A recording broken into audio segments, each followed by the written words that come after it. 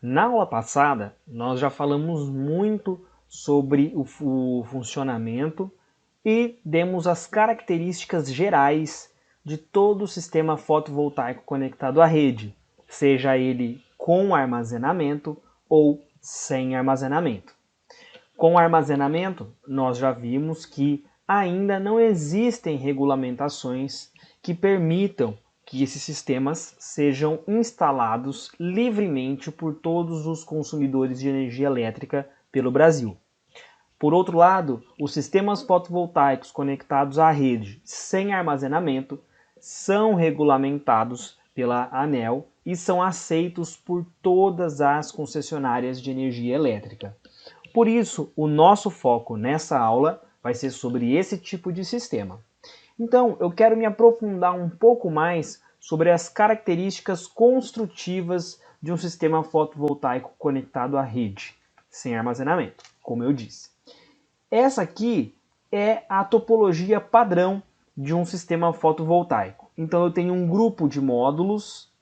Todos esses módulos serão conectados através de cabos fotovoltaicos. Esses cabos já são preparados, são produzidos para trabalhar especificamente com energia solar fotovoltaica.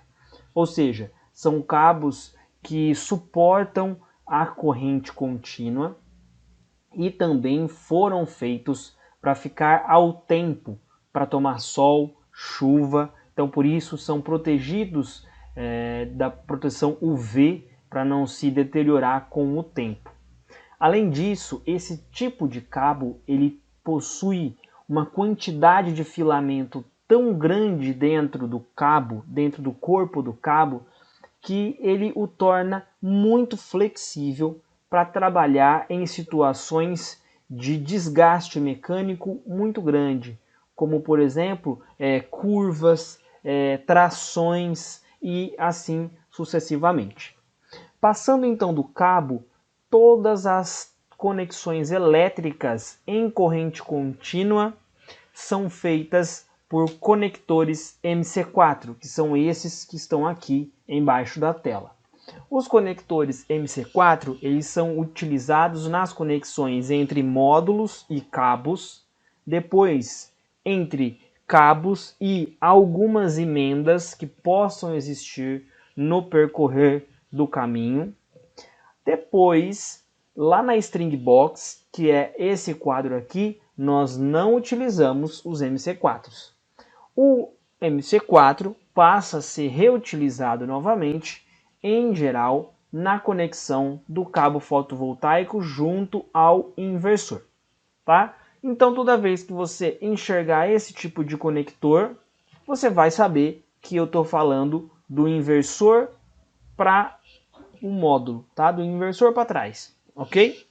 Então, quais são as características que o tornam o conector MC4 tão importante assim dentro de um sistema fotovoltaico?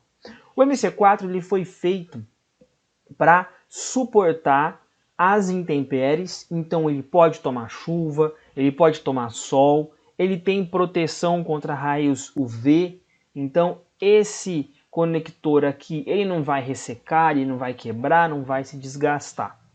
Além disso, ele tem proteção IP68. O que essa proteção traz para essa conexão elétrica aqui? Esses terminais aqui, ó, metálicos, são eles que farão a conexão de um lado do cabo para o outro. Então, essa parte aqui, ela se encaixa dentro dessa aqui. E todo esse conjunto fica envolto por esses corpos aqui, ó, esse e esse. Então, essa parte encaixa dentro dessa. Quando você tem uma conexão MC4, é praticamente uma emenda perfeita. Por quê? Aqui dentro não entra água, tá? Olha só, eu tenho borracha de vedação desse lado, eu também tenho borracha de vedação aqui, e além disso, o cabo ele é preso, ó, por essa rosca. Ou seja, você tem uma emenda que suporta uma tração muito forte. Além disso, ela suporta a, por exemplo, dilatação térmica e também promove uma conexão elétrica excelente, ao ponto de quase não existir uma corrente de fuga aqui dentro. Então quase não gera calor e quase não gera perda de energia. Por isso o MC4 é tão importante. Nos demais treinamentos, você vai ver que um MC4 de qualidade faz toda a diferença em uma instalação fotovoltaica, tá bom? Depois nós vamos para a String Box. A String Box nada mais é do que um quadro de proteção para componentes em corrente contínua. A String Box ela possui 3 tipos de dispositivos de proteção. Em geral, são eles o DPS, a chave seccionadora e o fusível, que não está aqui nessa imagem. Para que cada um desses dispositivos serve? A chave seccionadora serve para abrir ou fechar o circuito elétrico. O DPS, que é o dispositivo de proteção contra surto, ele está presente obrigatoriamente em todo o quadro de proteção, tá? Ele serve para quê? Para impedir que surtos de energia causem danos tanto no módulo quanto no inversor. Esse tipo de dispositivo está diretamente conectado à terra. Então, todo o sistema fotovoltaico obrigatoriamente também precisa conter aterramento, tanto do lado de corrente contínua quanto do lado de corrente alternada. Por fim, nós podemos também ter a presença do fusível. Para que serve o fusível? Ele é o componente que vai proteger essa parte aqui do circuito em corrente contínua contra surtos de corrente. Um módulo fotovoltaico, em média, ele injeta no inversor até 15 amperes.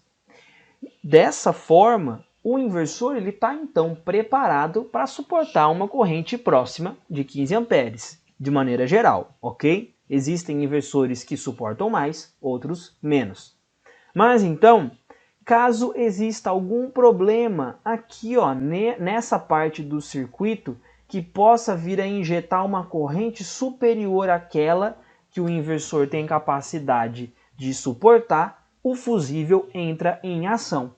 Quando um fusível queima, ele abre o circuito, é como se ele cortasse um fio de comunicação do módulo com o inversor. Uma vez cortado esse fio de comunicação, não há mais energia sendo transportada daqui para cá. E aí você consegue proteger então o inversor, certo?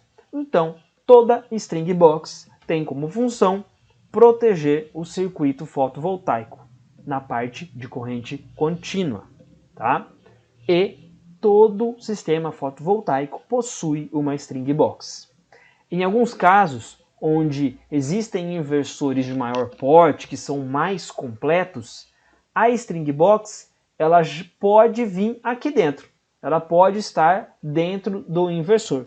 Então, o fabricante ele já fornece um equipamento completo, com a função de inversão, mais, de conversão de energia, mais a função de proteção em corrente contínua. Depois que a energia, então, passou pelo módulo, passou pelo cabo, conector, foi para a string box, da string box foi para o inversor, aqui no inversor, essa energia vai ser toda trabalhada, vai ser toda parametrizada para que possa ser injetada na rede de distribuição. Para que ela seja injetada na rede de distribuição com qualidade e segurança, nós também precisamos de dispositivos de proteção. E aqui então, entre inversor e carga, nós teremos mais um quadro de proteção, dessa vez em corrente alternada. E aí você vai ver então a presença de um disjuntor e a presença de um DPS. Como nós já estudamos, o DPS serve para fazer a proteção contra surtos de tensão. Esse DPS está conectado diretamente à Terra. O disjuntor serve para proteger o circuito de corrente alternada contra uma sobrecorrente, por exemplo, né, que é um surto de corrente, e além disso, ele também serve para seccionar, para abrir ou fechar o circuito elétrico. Tudo bem? Agora, nós vamos falar um pouco sobre as características elétricas de um sistema fotovoltaico conectado à rede. Como eu comentei, do módulo para o inversor, nós temos a energia elétrica sendo gerada através da corrente contínua. O que significa corrente contínua? É um tipo de corrente que, durante o tempo, ao longo do tempo, então, ela não muda de sinal. Ela não passa do sinal positivo para o sinal negativo. O que isso quer dizer? Se você pudesse olhar a energia elétrica em um gráfico, a corrente elétrica em um gráfico, você veria algo muito próximo disso aqui. Tá vendo? Se eu imaginar que essa parte do gráfico é positiva e daqui para baixo é negativa, ao longo do tempo eu tenho uma corrente continuamente positiva. Tá bom? É assim que a energia solar fotovoltaica acontece nessa parte aqui do circuito, tá? O que pode acontecer se a gente continuar olhando isso através de um gráfico ao longo do tempo, o que você pode enxergar é que em períodos onde eu tenho menos disponibilidade de radiação solar chegando aqui nesse módulo, esse gráfico aqui ele pode abaixar um pouquinho e pode subir um pouquinho. Então, durante o dia, essa corrente ela vai subir e descer, mas nunca atravessar essa corrente, essa curva aqui, tá? Esse patamar aqui, esse parâmetro zero aqui, ó, ela nunca vai passar daqui para cá. Ela nunca vai deixar de ser positiva para se tornar negativa, tá bom? Agora, do inversor para a carga, existe a conversão dessa energia de corrente contínua para corrente alternada. O que significa, então, a energia em corrente alternada? É aquela energia onde a sua corrente, ao longo do tempo, alterna o sentido dela, alterna o sinal, ou seja, ora ela é negativa, ora ela é positiva. Ora negativa, ora positiva, ora negativa, ora positiva. Você já se perguntou, por exemplo, o porquê de uma tomada na nossa casa não ter o sinal positivo ou negativo? Olha só que interessante. Uma tomada, por exemplo, uma televisão, um ventilador, ele não é ligado no polo positivo ou negativo da tomada. Esse tipo de terminologia não existe para a corrente alternada. E por que não? Justamente por essa característica. Uma hora é positivo, outra hora é negativo. Então, essa alternância constante faz com que não exista polaridade na corrente alternada. Por outro lado, você já viu uma pilha ou uma bateria de carro, por exemplo, não ter polaridade? Não, né? Ou seja, aqui eu tenho o sinal positivo e o sinal negativo. Isso significa que o sentido da corrente nunca se altera. E veja mais uma coisa que interessante. Então, se ela não se altera, aqui no inversor nós precisamos respeitar a polaridade de conexão do módulo. Por isso você vai ver ao longo de próximos treinamentos que todo módulo vai ter um condutor positivo e um condutor negativo. Esse condutor negativo ou positivo, ele vai se estender por toda a extensão do circuito elétrico até chegar no inversor. No inversor, quando você abrir essa caixinha aqui, ou nos equipamentos onde a conexão é feita aqui embaixo, externamente ao equipamento, você vai ter que respeitar o sinal mais e o sinal menos. Algo que já não acontece com a parte de corrente alternada, onde simplesmente haverá a indicação de fase e neutro. Tudo bem? Vamos agora entender mais um pouco sobre as características elétricas do sistema fotovoltaico. Já sabemos então que do inversor para carga eu preciso estar em corrente alternada. Lembra que eu comentei na aula passada que o sistema fotovoltaico conectado à rede, ele precisa da rede de distribuição para obter parâmetros de referência, para ele saber exatamente de que forma, com quais características ele precisa transformar a energia dele que está aqui para a carga. Então, a mesma energia que está aqui na carga precisa estar aqui. A mesma característica que está aqui também precisa estar aqui, para que quando eu injete a energia daqui para cá, eu tenha uma combinação perfeita, tá? Em outras palavras, seria mais ou menos isso. Imagina que aqui eu tenho um copo com água e aqui eu tenho um copo que pode me fornecer água ou óleo. Em qual das duas combinações eu vou ter uma mistura perfeita? Quando aqui estiver com água e aqui também estiver com água, ou quando aqui estiver com óleo e aqui estiver com água? Em qual situação existe uma mistura perfeita? Claro que é quando aqui estiver água e aqui também.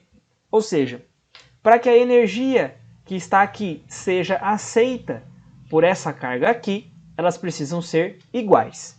Por isso, então, o inversor copia todas essas características técnicas que estão aqui. Olha só. No Brasil, a energia gerada ela tem que respeitar uma frequência de 60 Hz. O que significa isso? Significa que ao longo de 1 segundo, tá? Esse tempo aqui, ó, 1 segundo, a energia, a corrente, ela alternou de polaridade 60 vezes, tá? Então, durante 1 segundo, eu tive 60 mudanças aqui de sinal positivo para o negativo. E o inversor tem que respeitar isso.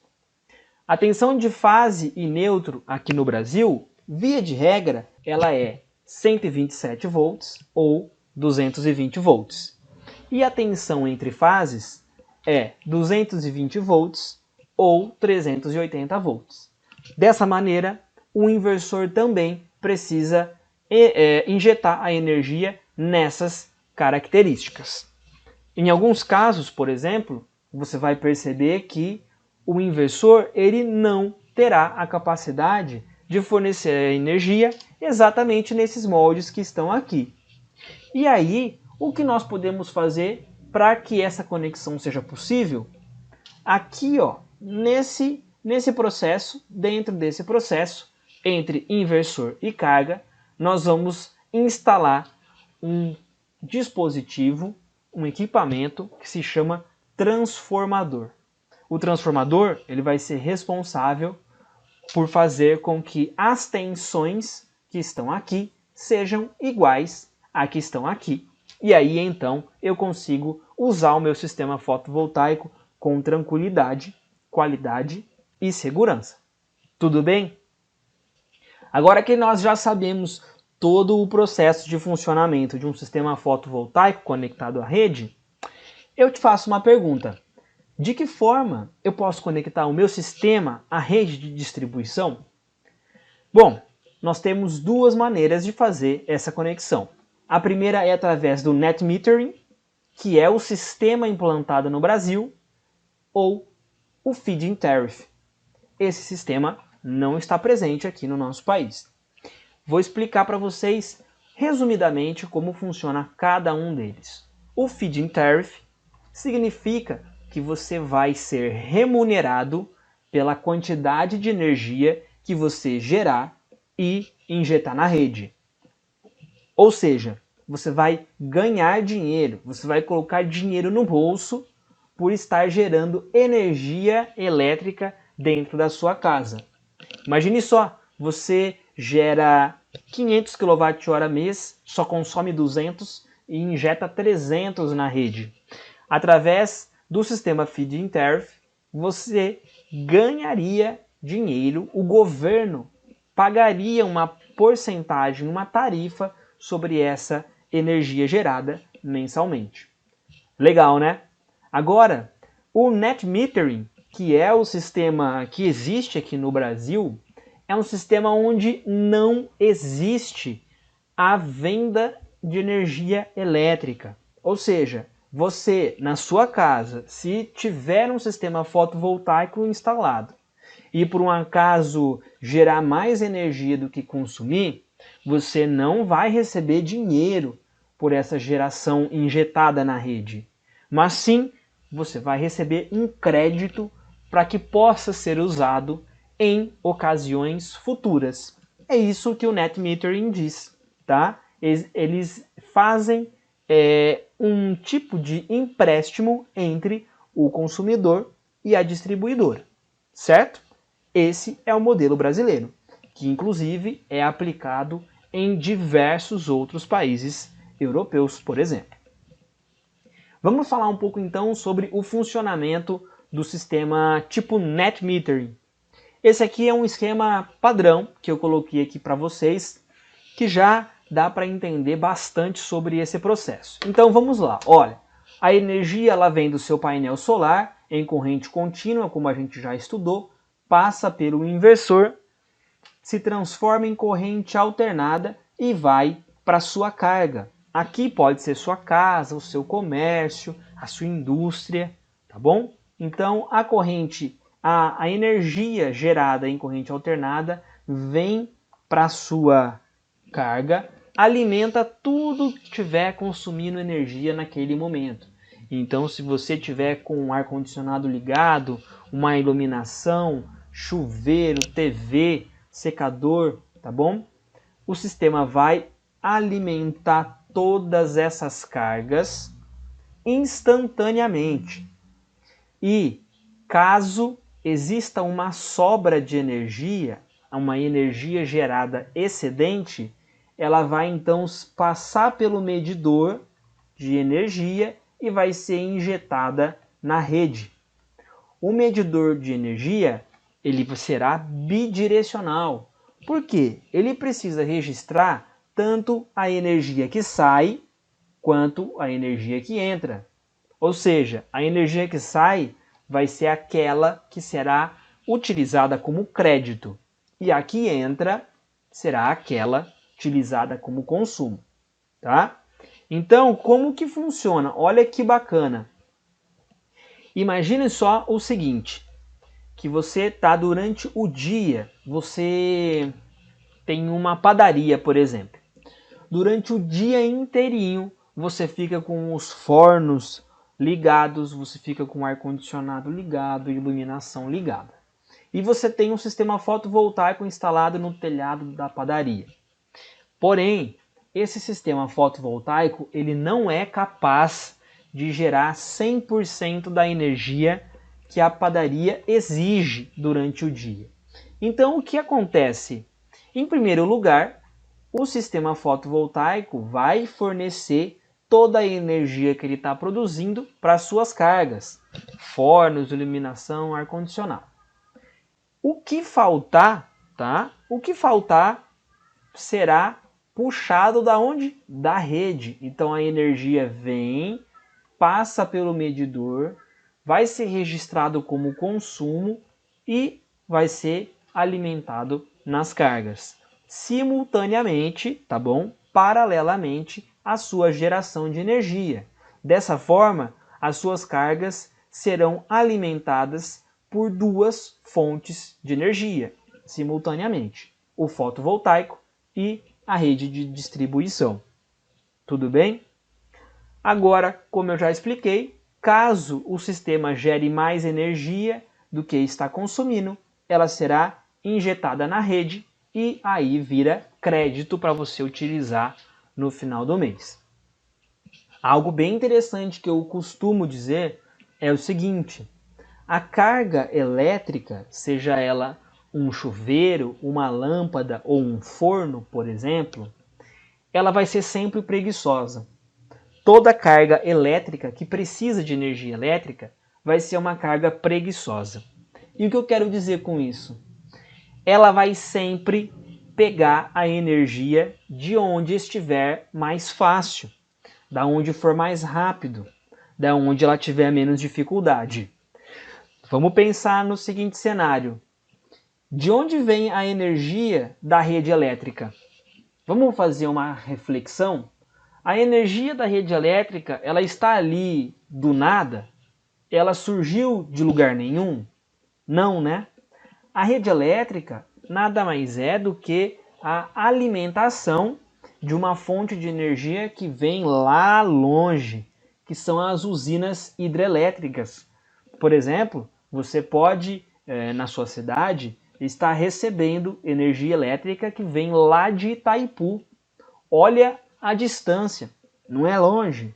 Então, agora imagina que essa padaria que recebe energia elétrica de Itaipu também recebe energia elétrica do inversor que está logo acima, ali no telhado. Para um forno que é preguiçoso, de onde é mais fácil consumir energia? Do inversor ou da rede elétrica? Do inversor, não é mesmo? A dificuldade é menor, porque a fonte está muito mais próxima da carga. Então, você não correrá o risco durante o dia, por exemplo, de estar gerando energia e a sua carga está consumindo da rede, ao invés de consumir diretamente do fotovoltaico. Esse problema não acontece. É por isso que em algumas situações onde o inversor tem a capacidade de fornecer 100% da energia para a carga, o medidor de energia fica parado. Ele não se mexe, porque a carga vai preferir sempre usar daquela energia que está mais próxima. Tudo bem? Então, é dessa forma que funciona o sistema tipo net metering. Bom, então, já que a gente já estudou tudo isso, a gente já sabe como que o sistema funciona, como é o sistema de compensação, como acontece a redução da conta de energia? Essa é uma pergunta muito interessante, acredito que a mais interessante de todo esse estudo dos sistemas fotovoltaicos conectados à rede. Bom, a redução da conta acontece da seguinte forma: através do abatimento instantâneo mais a compensação por crédito, que vai resultar então na redução da conta.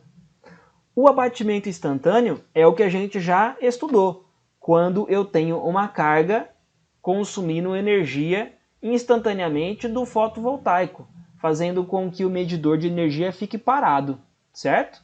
Então você, ao ter um abatimento instantâneo, o medidor bidirecional não vai registrar consumo de energia, ele vai ficar paradinho lá.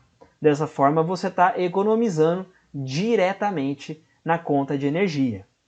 Agora, a compensação de crédito, ela vem da seguinte maneira: quando o inversor, o solar, gera mais energia do que o que você consome instantaneamente, e essa energia é então injetada na rede.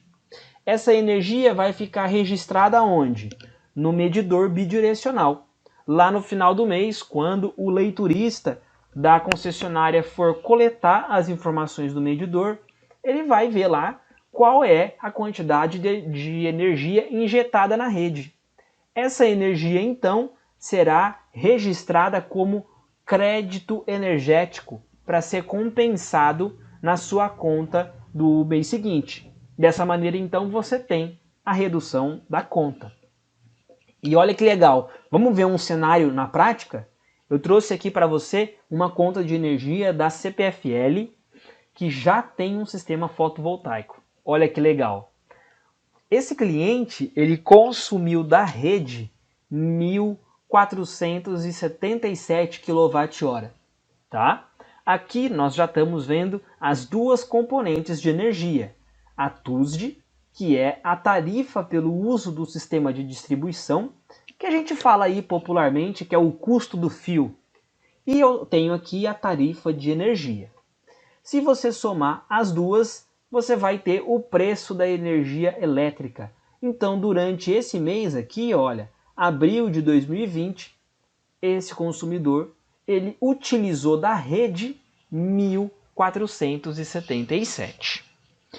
E olha que legal, ele também injetou na rede durante esse mesmo mês 646 kWh. Olha só o que está aqui registrado, ó, aqui embaixo na tela. Energia injetada, 646. Dessa forma, desses 1.477 que ele consumiu, ele vai ter um abatimento de 646. Tudo bem? Olha só, a gente consegue comprovar os valores aqui, ó, quando a gente vê o sinal negativo da subtração. Então esse cliente vai ter uma redução da conta de energia.